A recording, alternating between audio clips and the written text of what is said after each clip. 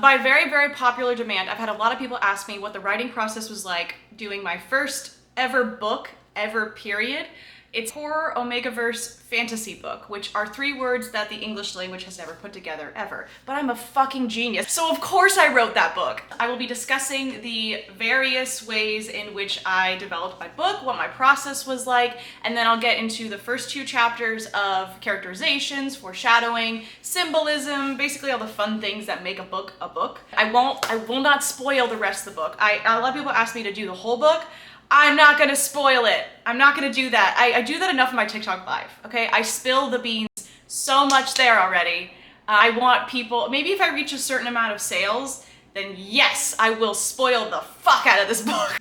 But for now, I am going to rein in all of my impulsive speaking. And we're just gonna talk about the straight facts, guys. We're gonna go straight into the facts. When I first started, the first draft was terrible, okay? If any author out there is like, yeah, my first draft was like pretty decent. No, it wasn't. You're a fucking liar. Obviously, blanket statements, if it doesn't apply, let it fly. I know for me personally, my first drafts are always incredibly shitty. So, you know, you have to work through that. One of the biggest things that I had to focus on when I started writing is picking specific books that would aid me in improving as an author. And the series that I discovered was the most elucidating book was the Book of the New Sun by Gene Wolfe, that entire series. That taught me basically the style that I wanted to emulate and the voice that I wanted to capture. He basically writes in a very poetic style that I find very attractive in a book. He also has a very concise voice that I really enjoy because I'm also a very concise writer and I like using the most precise words in order to, you know, write a sentence or compose a narrative. So I focused on that. And it was only around, disclaimer, don't do what I did.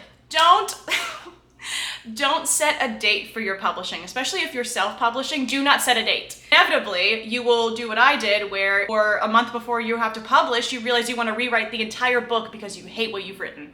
And that's what happened. So I had to scrap the whole thing, rewrite it once, and then my husband, who's my editor, told me, you need to rewrite this again. Like, we have so much more details to fill out. Like, this is a good base, but we have to do it all over again. So I rewrote it again.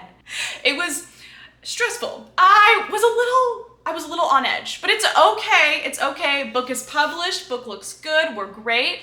Next, I'll talk about the characterizations and world building and how I developed those. But they kind of coincided. I didn't develop characters or world first, you know? I didn't choose one to pick first. It was really more me shaping the plot and then having the world fit with the plot that I developed and like the structure of it. As it became more complex, I had to shape and shift each world and each character. In terms of world building, the language was my most favorite to play with because I used a mixture of Arabic and Latin. And if you're all already like, why Arabic? My name is Zainab. So I wanted to include that in my book and use English words to describe basic elements like scenery, characteristics, labels, like the word Calohara, for example. The Latin word is calor, which is heat. So that's what describes an omega typically, is their heat defines them. So I decided to use that for it. Now I will finally get into the chapters. We're just doing the first 2 chapters today because, like I said, I don't want to spoil it. And I am prone to doing that, so we can't do that. The first chapter title is called The Plunine's Terror. Every single one of my chapter titles has double meanings to them. There's, for example, The Plunine's Terror. It is the terror that the Plunine inflicts upon others, and it is also the terror that the Plunine experiences in and of itself. When the Plunine is walking around, it experiences this kind of disassociation from its surroundings. It knows and it perceives, but it cannot tell what is past and what is present, and who it is engaging with. It cannot determine who it is it hunts and why it even hunts. What's the impulse to hunt? Why is this here? Has it ever felt this before? In chapter 1, I use a lot of flower imagery in order to describe injuries. For example, an ivory nerve in his arm was exposed and it meandered up to his shoulder bone, appearing like a white stem supporting the charcoal petals of the burnt bone. So we can clearly see that Magus, whose special interest, because he is autistic, I modeled Magus after my own self a little bit, where I'm autistic, I have a special interest, and I often use that special interest to cope with stress and my surroundings. And Magus is doing the same thing. He's using that special interest in order to cope with the fact that he is seeing something incredibly visceral. And it shocks him and it terrifies him. He is using the image of a flower to kind of soften the experience. Another element that I use a lot in my book is the use of propaganda. So you'll see when you are in chapter 1, there is the tapestry that Magus is looking at, and when he's thinking about it in terms of like, here, though the organization and martial ability of the Vincadians was superior, the use of Viafirs by the Tahadan rebels prevented Vincidae from establishing prosperous settlements for nearly a century. The word Tahadan rebels evokes a very specific image of people who are working against the Empire because they are evil somehow, or they are villainous, or they are trying to prevent progress in some way. And that is a very clear use of propaganda. Saying the word rebels, teaching people a history where even though you are the ones who have colonized them, they are in fact the people who should be villainized for that.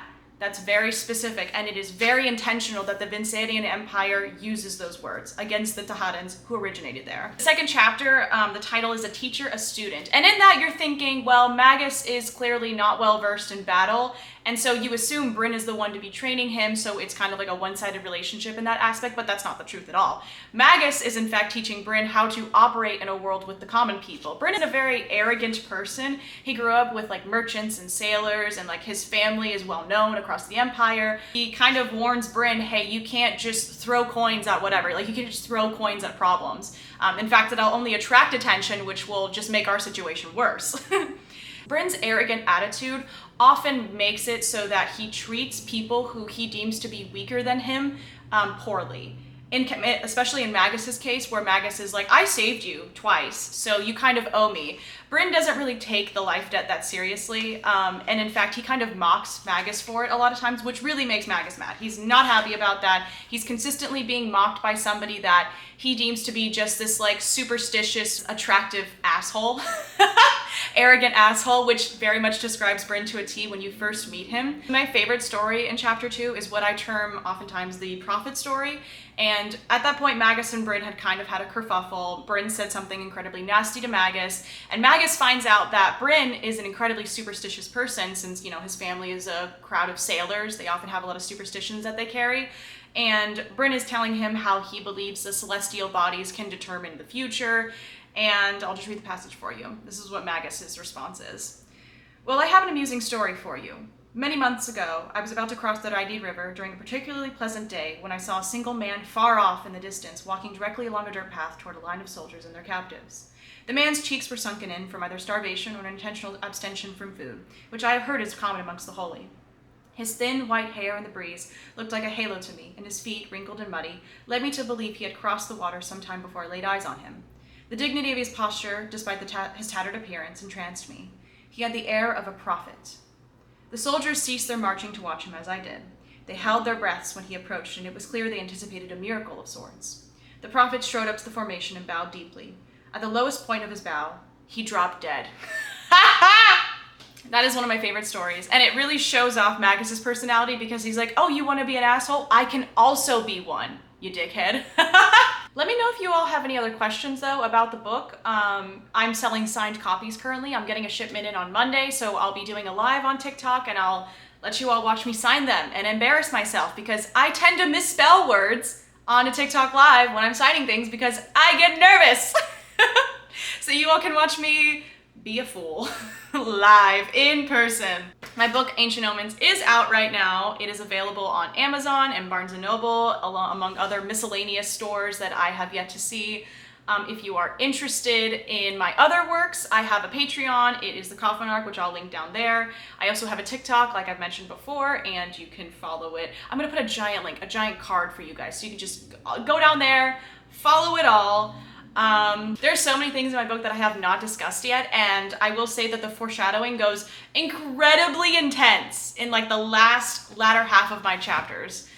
So yeah, go purchase Ancient Omens, go read it, go have fun. It's an LGBT Omegaverse horror fantasy, and that I think that you all will enjoy. So how do I fucking end this? Like, subscribe, comment, react, be amazed!